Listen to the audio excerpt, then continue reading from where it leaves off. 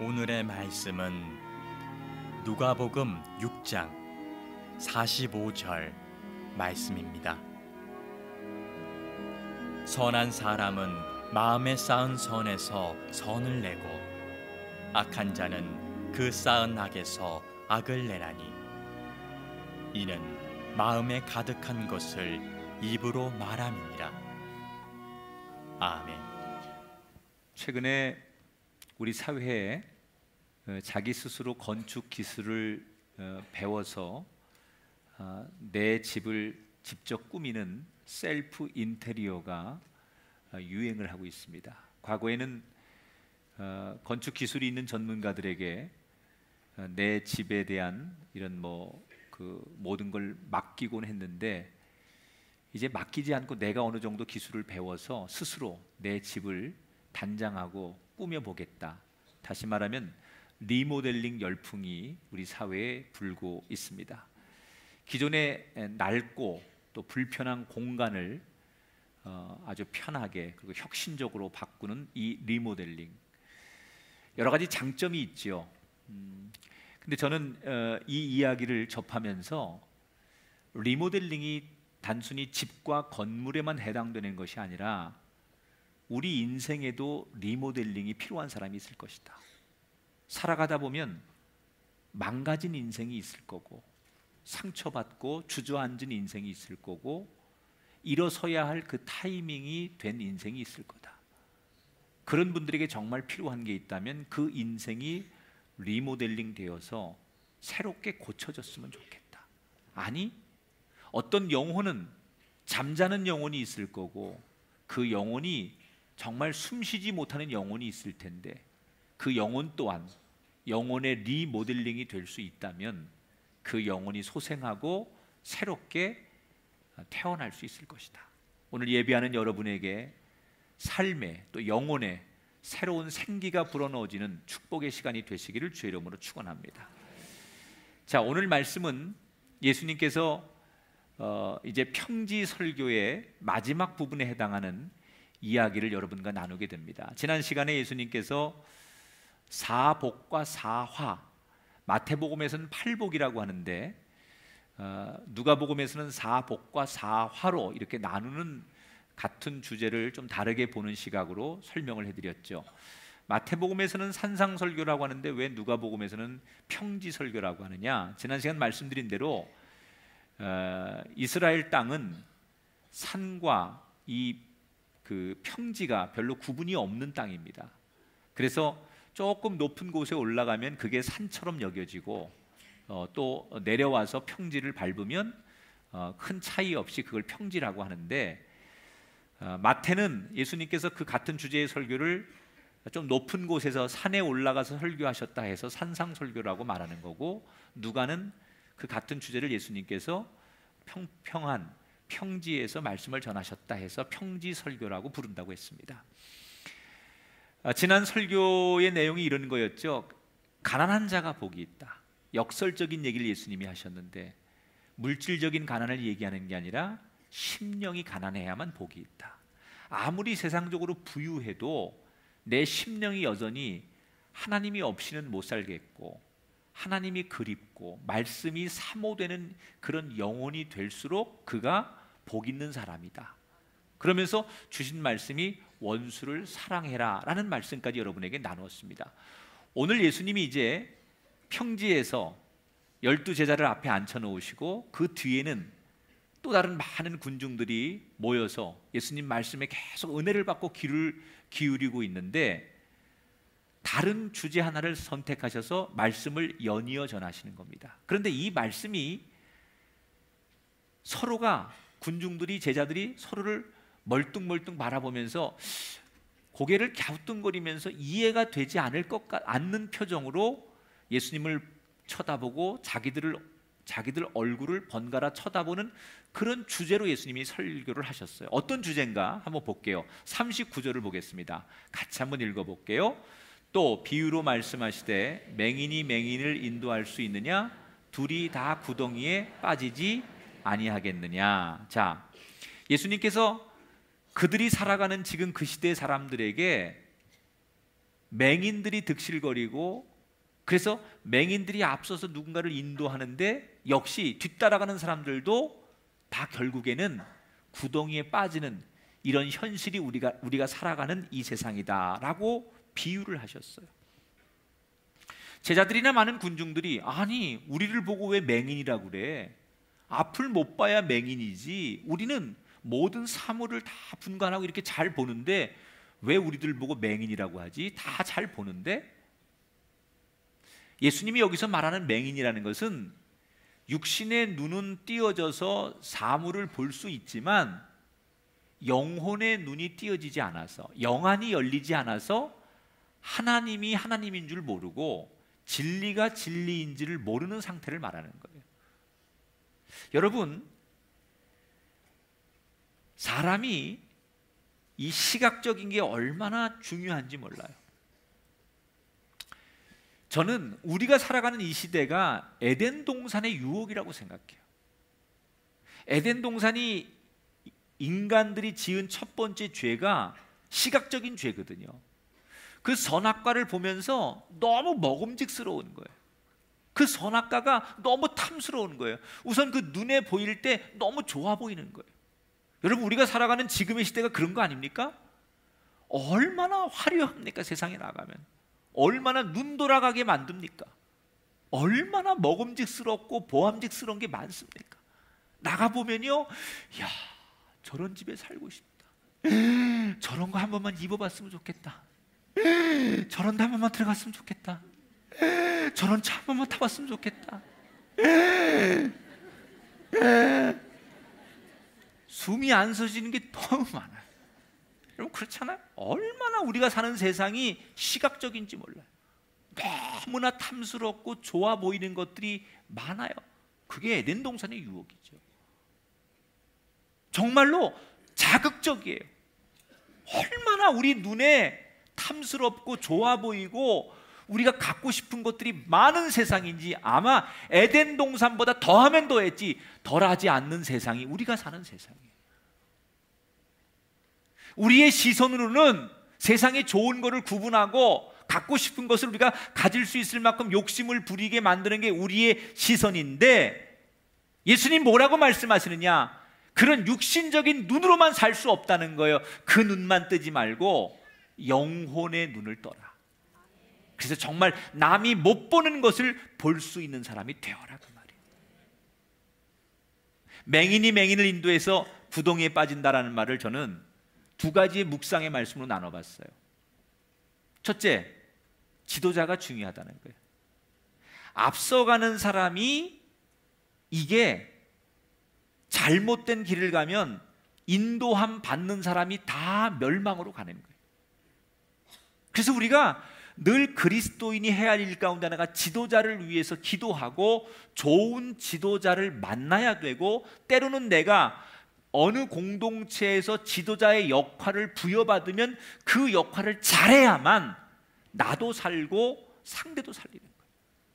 무능한 지도자를 만나면 그 무능한 지도자의 인도함 따라서 백성들이 구덩이에 빠지는 거고, 그 공동체가 몽땅 구덩이에 빠지기 때문에 지도자를 잘 만들어야 되고 좋은 지도자가 나와야 돼요. 아니, 여러분이 어느 곳에서 지도자의 역할을 부여받았다면, 여러분이 그게 가정의 공동체든 작은 회사든 여러분 이 교회 안에서 소그룹을 인도하든, 여러분이 옳은 길로 영안의 눈이 떠져서 이게 옳은 길인지 맞는 길인지 생명의 길인지 하나님이 원하시는 길인지 알고 가야만 여러분을 따르는 사람을 옳은 길로 인도할 수 있을 텐데, 나도 영안의 눈이 열리지 않아. 이게 하나님이 원하시는 길인지 생명의 길인지 모르고 가기 때문에 나를 따라오는 모든 사람들을 같이 구덩이에 빠뜨린다는 거예요. 지도자가 중요하다. 두 번째, 어떤 묵상이 제 마음속에 찾아왔냐면, 소경된 인도자를 따라간 책임은 자기에게 있다는 거예요. 여러분, 앞서가는 사람도 문제지만 그냥 덮어놓고 이 사람을 따라가는 그 책임 역시 나에게 있다는 거예요. 이 사람이 정말 나를 인도할 수 있는 지도자인지, 나를 이끌 수 있는 생명의 길로 이끌 수 있는 옳은 길을 가게 할 수 있는 사람인지 자기가 판단하고 따라가야 되는데, 잘못된 선택을 자기가 해놓고 내가 지도자를 잘못 만나서 이렇게 삽니다라고 말하는 것도 자기의 책임이라는 거예요. 그러면 내가 좋은 지도자를 만나기 위해서, 분별하기 위해서 뭐가 필요하냐? 하나님의 분별의 은혜, 지혜의 은혜. 다시 말하면 이 분별과 지혜라고 하는 것은 하나님의 말씀이 내게 날마다 나를 깨우치고 가르칠 때, 하나님의 말씀이 내 삶에 날마다 공급되어질 때, 그 말씀의 기초에서 아, 이게 옳은 길이구나, 이 사람을 따라가도 되겠구나 라고 하는 것을 자기가 얻게 되는 거예요. 하나님이 우리에게 끊임없이 말씀의 공급을 주시지 않으면 우리가 뭐가 옳은 길인지, 누구를 따라가야 할지 모르기 때문에 잘못된 길을 선택하더라는 거예요. 자, 그러면 2000년 전이나 지금이나 왜 많은 사람들이 영혼의 눈을 뜨지 못하는 걸까? 왜 하나님을 보지 못하는 걸까? 왜 진리를 사람들이 깨닫지 못하는 걸까? 두 가지 이유가 있어요. 첫째는 하나님이라고 하는 진리에 대해서 정말로 듣지를 못하면 하나님을 보지 못해요. 여러분, 북한 땅에 하나님의 복음이 마음 놓고 전해집니까? 북한 사람들은 탈북한 분들의 증언에 의하면 평생 살아오면서 하나님 얘기를 한 번도 들어본 적이 없는 사람이 많아요. 소위 미전도 종족 제3세계, 무슬림 지역이나 아프리카나 이런 지역에 가면 정말 평생 하나님에 대해서, 복음에 대해서 한 번도 듣지 못하고 태어나서 죽는 사람들이 있어요. 정말로 그 사람들은 하나님을 전하는 사람이 없고 복음을 전하는 사람이 없으니까 들을 기회가 없기 때문에 하나님에 대해서 영안의 눈이 뜨일 기회가 없는 거죠. 두 번째, 많이 듣고 많이 보았음에도 불구하고, 하나님에 대해서 많이 듣고 영적인 거에 대해서 많이 우리가 얘기를 접했는데도 불구하고 영안의 눈이 띄어지지 않는 이유는 내 마음이 무관심하기 때문에. 그 단적인 예가 누구냐? 바리새인들이에요, 여러분. 예수님께서, 여러분, 제가 몇 주 전에 바리새인들과 예수님의 논쟁에 대해서 설교를 했죠. 그렇다고 좀 고개를 끄덕거려 주세요. 자, 예수님께서 바리새인들과 안식일 논쟁을 한 적이 있었어요. 안식일 날, 우리로 말하면 이렇게 주일날 예수님께서 예배를 드리는데, 그 예배에 손이 마른, 손이 불편한 장애인 한 사람이 있었어요. 예수님께서 불쌍하고 국률한 마음으로 그 장애인의 손을 고쳐줬어요. 그랬더니 이 바리새인들이 율법을 들고 와가지고는 예수님께, 제자들에게 따지는 거예요. 아니, 율법에는 안식일날 다른 일을 하면 안 된다, 이런 일을 하면 안 된다고 금지되어 있는데 예배에 전념하지 않고 왜 이렇게 쓸데없이 율법을 어겨가면서 이 손 마른 장애인을 고쳐주느냐? 이건 율법을 어기는 거다. 하나님의 주신 법을 어겼으니 이건 잘못된 거다. 그리고 득달같이 예수님께 달려들어서 예수님을 비난하기 시작했어요. 그들은 예수님을 비난하면서 그 율법을 한 손에 들고 자신감이 충만해져 있었어요.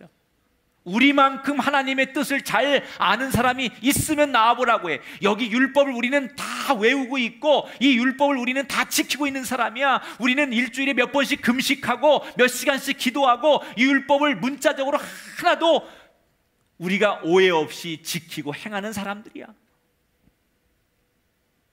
우리처럼 하나님 앞에 떳떳하게 의롭게 사는 사람들이 여기 어디 있어?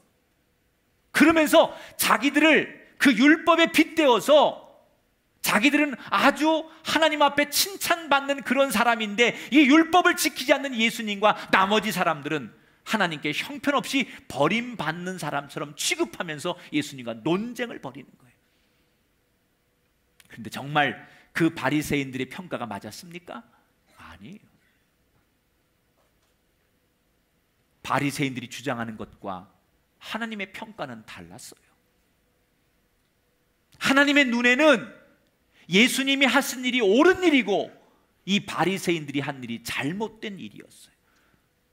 아니, 누구보다도 이 율법 성경을 많이 보고 이 성경을 달달 외우고 이 성경을 지키는 이 바리새인들이 성경대로 한다는데 왜 잘못된 거냐?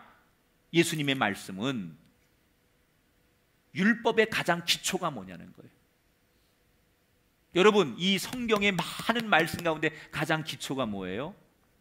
사랑이에요. 하나님 사랑, 이웃 사랑. 이게 기초예요. 그래서 성경이 이렇게 말하지요. 천사의 방언을 한다 할지라도 사랑이 없으면 아무것도 아니에요. 우리가 선을 행하고 선교하고 봉사하고 많은 것을 한다 할지라도 그 속에 이 성경이 가르치는 가장 기초적인 것, 가장 기본적인 것, 사랑하는 마음, 진심이 없다면 그건 위선이에요. 가식이에요. 그건 쇼예요. 얼마든지 그럴 수 있다는 거예요. 기초가 제대로 돼 있지 않으면서 그렇게 아무리 그 율법을, 말씀을 지키고 말씀을 외운들 그것이 믿음 좋은 것이고 하나님 앞에 인정받는 신앙이 아니라는 거예요. 이 바리새인들은 율법의 기초인 가장 기본이 되는 사랑은 무시하면서, 예를 들면 이런 거죠. 어떤 사람이 집에 공사를 대리석을 갖다 붙여놓고 좋은 등을 갖다 달고 막 비싼 인테리어를 잘 했는데 정작 그 집의 기초를 부실하게 해서 이 집이 아무리 비싼 물건을 갖다 놓고 인테리어를 했어도 결국 무너질 수밖에 없는 집이라면 잘못된 거예요. 우리가 인생을, 우리의 가정을 리모델링하기 위해서 제일 중요한 게 뭐냐? 우리 인생의 기초, 영적인 기초가 든든해야 된다는 거예요. 우리는 늘 하나님 앞에 이렇게 기도해요. 하나님, 저를 한번 축복하셔서 저도 하나님 앞에 영광 돌릴 수 있도록, 하나님 앞에 쓰임받는 인생이 되도록 저를 한번 사용해 주세요. 그렇게 기도합니다. 여러분, 그렇게 수십 년을 기도하셨습니다. 그런데 왜 여러분의 기도가 응답이 안 될까요? 여러 가지 하나님의 어떤 메시지가 있겠지만 그 중에 하나 우리가 점검해야 될 것은, 나는 내가 하나님 앞에 구하는 내 기도의 제목 속에, 내 비전 속에 정확한 기초를 세우고 있는가? 바람이 불어도 홍수가 나도 무너지지 않는 하나님이 주신 그 축복이 내 인생의 집에 채워질 때 내 기초가 든든해서 무너지지 않는 그런 집을 지어놓고 하나님 앞에 구하고 있는지, 만일 우리가 구하는 대로 하나님께서 우리에게 물질과 명예와 건강과 인기와 자손의 복, 그리고 번영의 복을 우리에게 주셨는데 우리 인생의 기초가 부실하기 때문에 하나님이 주신 그 축복이 우리에게 담가지지 못하고 기초가 부실해서 무너지는 인생이라면 그게 축복일 수 있냐는 거예요. 영적인 기초가 든든한가?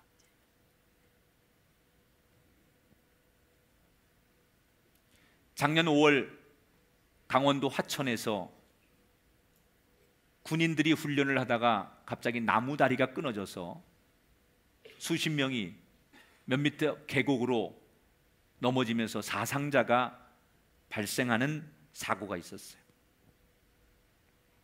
이 다리가 만들어진 지 불과 6개월밖에 안 된 새 다리인데 이런 사고가 생겨서 경찰이 수사를 하기 시작합니다. 그리고 꼭 1년 만인 지난 5월 말에 수사 결과를 발표했습니다. 결론은 총체적 부실이었다. 아주 기본적인 설계도 자기들 마음대로 임의로 바꾸고 공사, 감독, 감리, 준공 이런 것도 자기들 멋대로 했다는 거예요. 한마디로 가장 지켜야 될 기초를 부실하게 했기 때문에 6개월 버틴 것도 다행이라는 거예요. 여러분, 우리가 우리 삶에, 우리 가정에, 우리 인생에 정말로 새로운 리모델링이 필요하다면 제일 먼저 점검해야 될 것이 무엇이냐? 내 기초는 괜찮은지, 나는 기본은 제대로 돼 있는지, 여기 위에 하나님의 부으심이 있을 거라는 거예요. 사람들이 보는 눈에 보이는 것 말고 여러분, 영적인 것이 여러분 인생에 든든하게 세워지는, 그래서 여러분 적어도 우리 인생을 맹인으로 살지 않고 영안의 눈이 띄어져서 하나님이 우리에게 주신 길, 하나님의 음성, 하나님의 그 모습을 따라갈 수 있는 영혼의 눈이 띄어지는 그 기초가 있는 인생, 그 사람이 되시기를 주의 이름으로 축원합니다.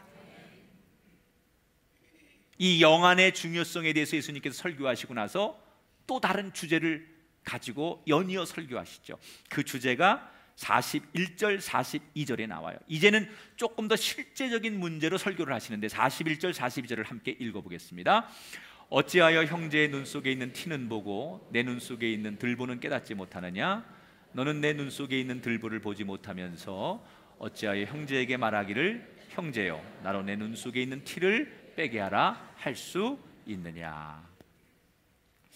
자, 이거는 남에 대해서 비판하고 충고할 때 우리가 조심해야 될 이야기라는 걸 여러분이 너무 잘 아시죠.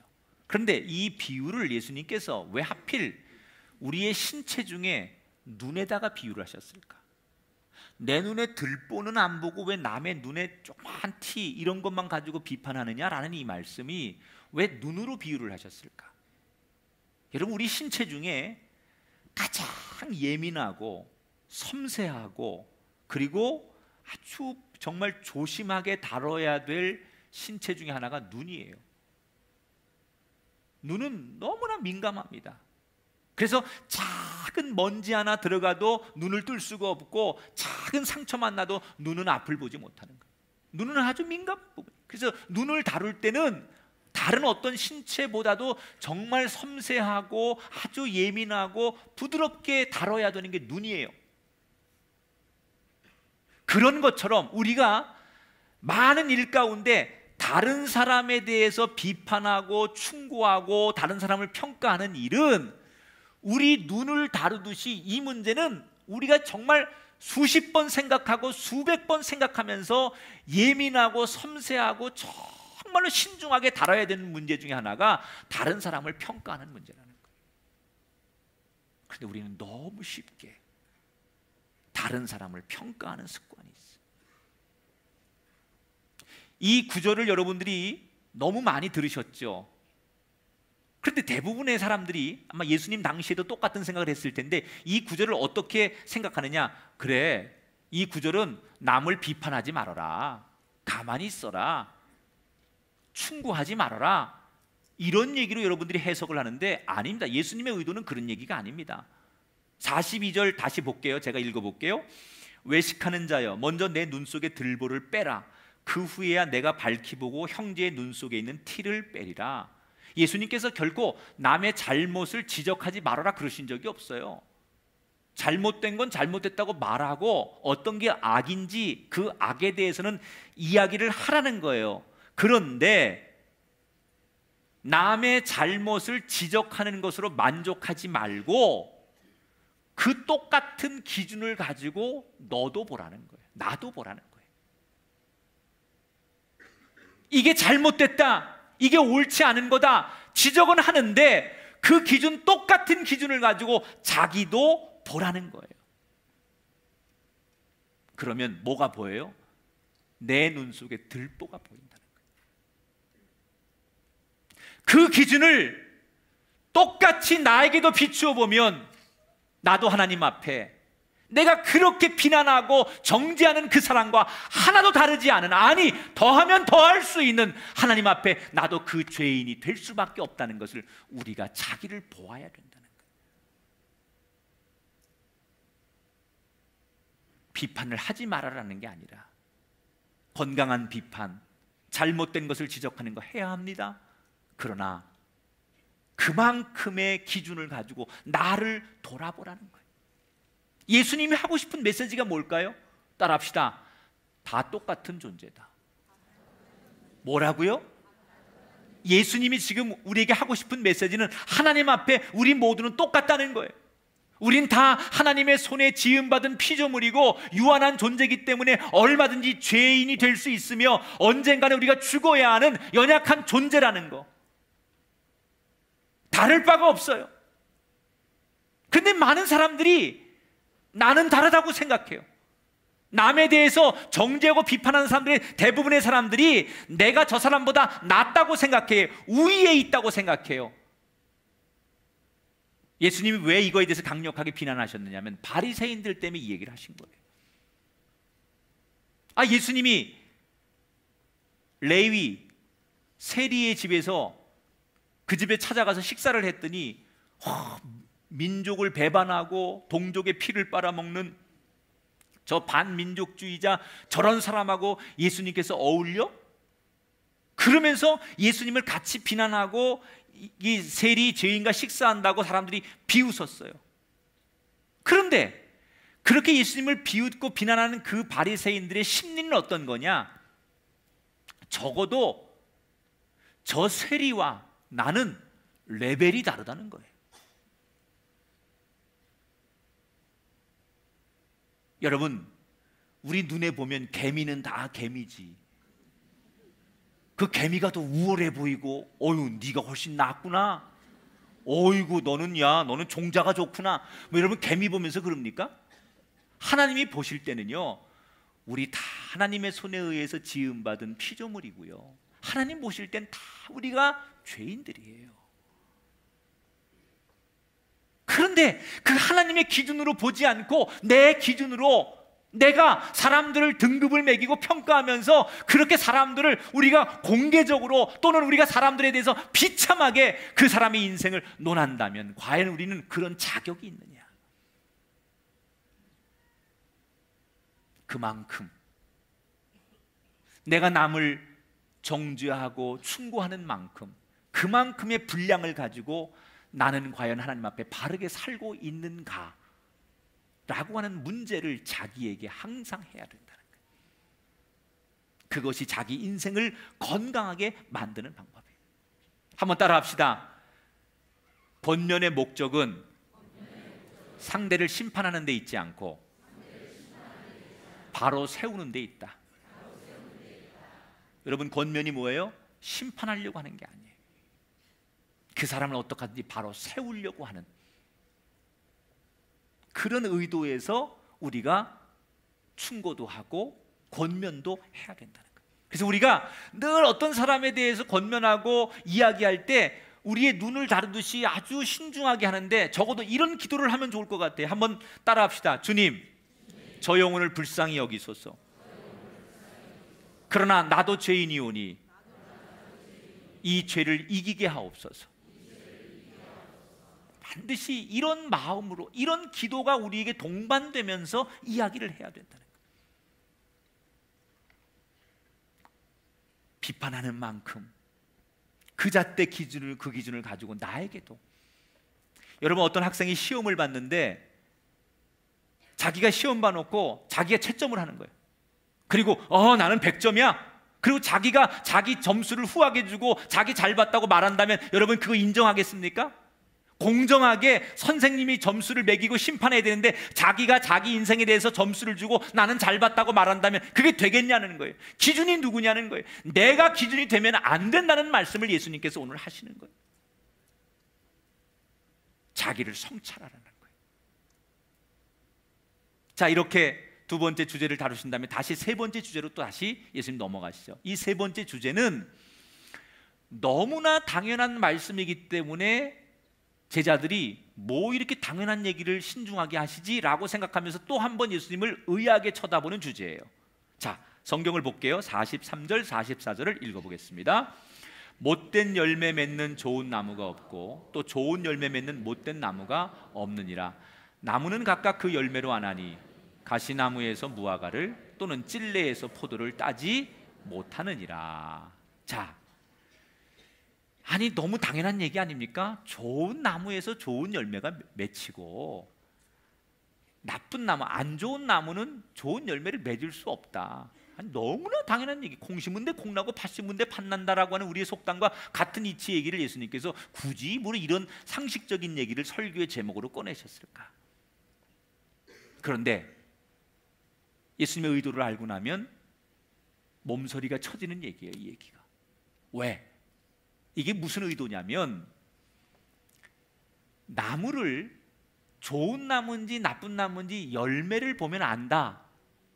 그렇게 말씀하시면서 우리 인생이 마지막 날에 내가 어떻게 살았다, 어떻게 살아왔다, 이거 소용없다는 거예요. 하나님이 보시는 기준은 우리가 마지막 날에 어떤 항변, 어떤 이야기가 중요한 것이 아니라 우리가 맺은 인생의 열매를 가지고 우리를 평가하신다는 얘기예요.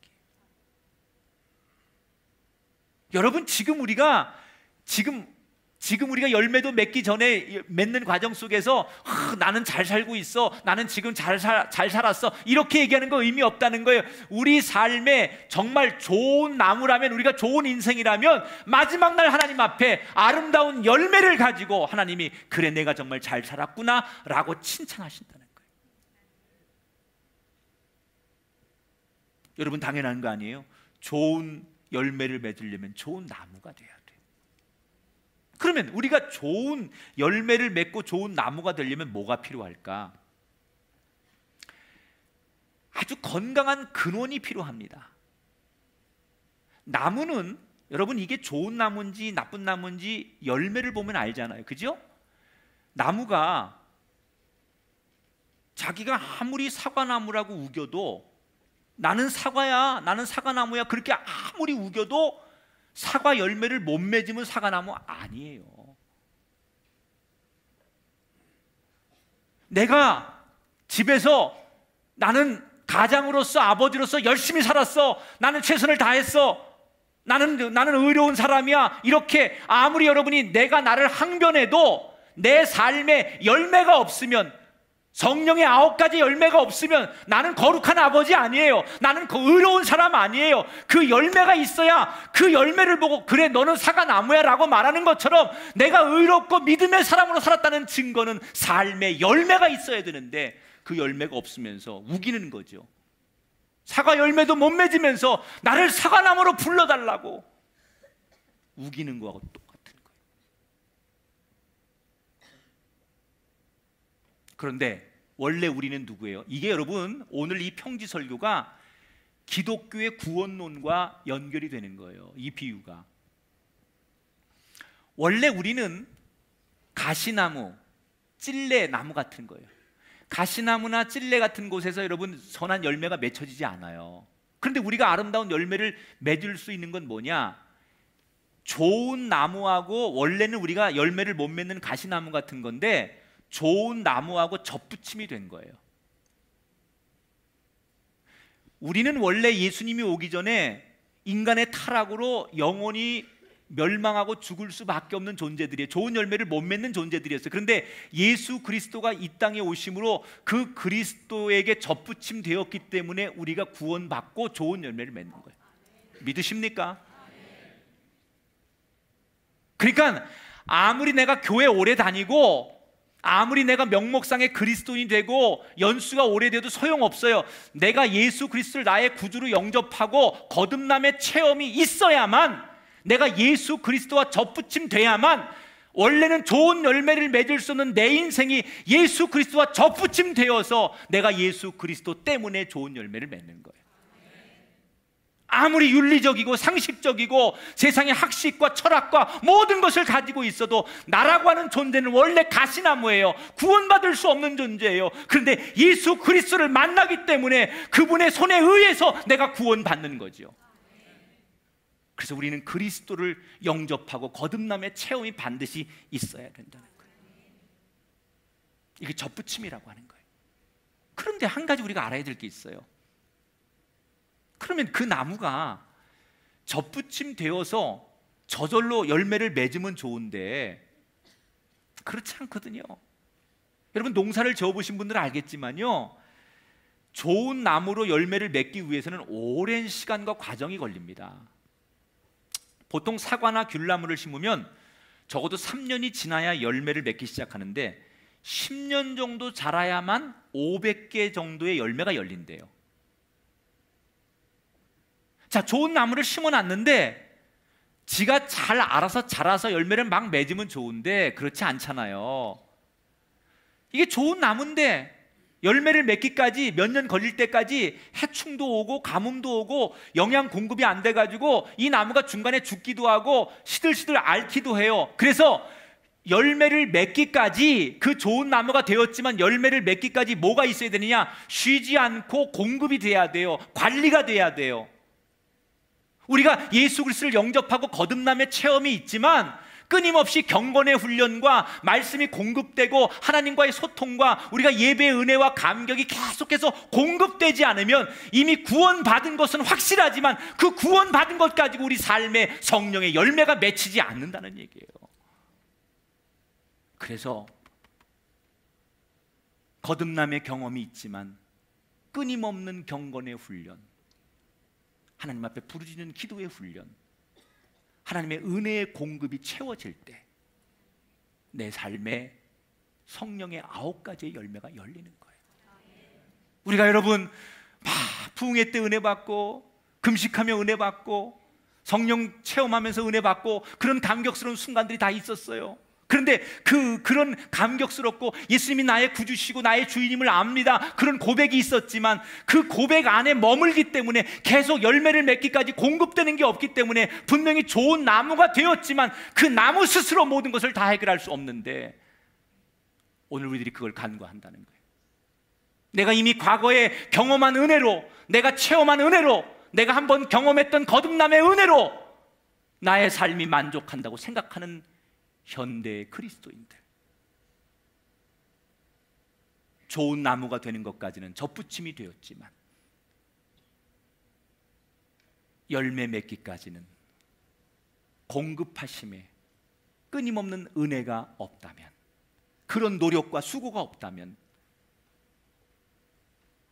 여러분 그 수고가 우리가 원치 않아도 때로는 하나님 앞에 순종하고 울면서 엎드려야 될 그때가 있어요. 그래야만 우리에게 9가지의 성령의 열매가 열리는 거예요. 갈라디아서 5장 22절 23절 성령의 9가지 열매를 같이 읽어보겠습니다. 시작. 오직 성령의 열매는 사랑과 희락과 화평과 오래 참음과 자비와 양선과 충성과 온유와 절제니 이 같은 것을 금할 법이 없느니라. 이제는 저와 여러분의 삶이, 우리의 가정이 리모델링 되어서 열매 있는 인생 되기를 축복합니다. 여러분, 진짜 우리의 삶에 열매가 있습니까? 하나님이 열매를 가지고 판단하신다는데 하나님 앞에 우리 어깨에 우리가 살아온 삶의 뒤를 돌아보면서 주렁주렁 매달린 하나님이 기뻐하시는 그 성령의 9가지 열매를 가지고 주님, 제가 이렇게 살았습니다. 그래, 내가 정말 좋은 나무고 좋은 열매를 맺고 좋은 인생을 살았구나. 너는 정말 착하고 충성된 종이구나. 우리의 열매를 보고 이렇게 평가하실 그날을 위해서 우리가 해야 할 일이 뭐냐는 거예요.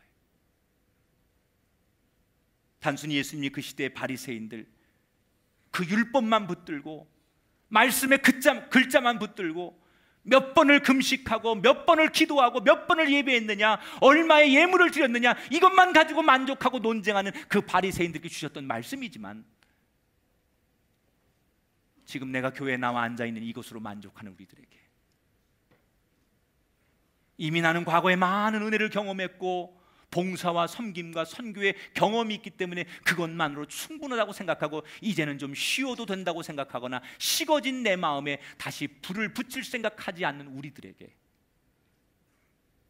주시는 돌직구 아니겠냐는 거예요.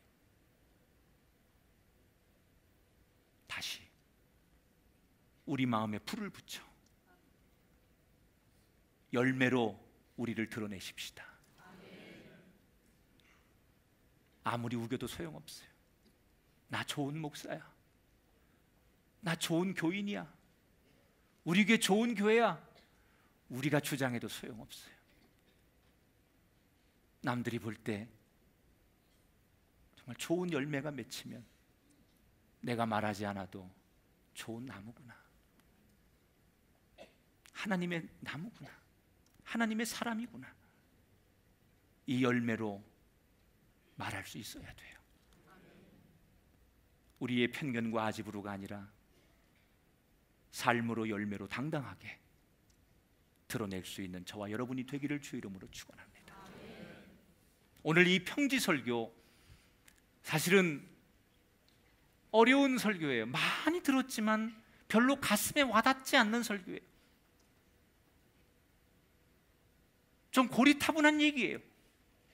그런데 사실 이 설교를 하셨던 예수님의 의도 속에는 이렇게 우리가 정말 깊이 봐야 하고 우리 삶에 반드시 우리가 점검해야 될 아름다운 이 기독교의 우리 영적인 진리가 이 안에 담겨 있는 말씀이에요. 따라합시다. 영적인 맹인이 되지 말아라. 비판을 넘어 나를 돌아보아라. 예수님이 내 인생의 근원입니다. 할렐루야.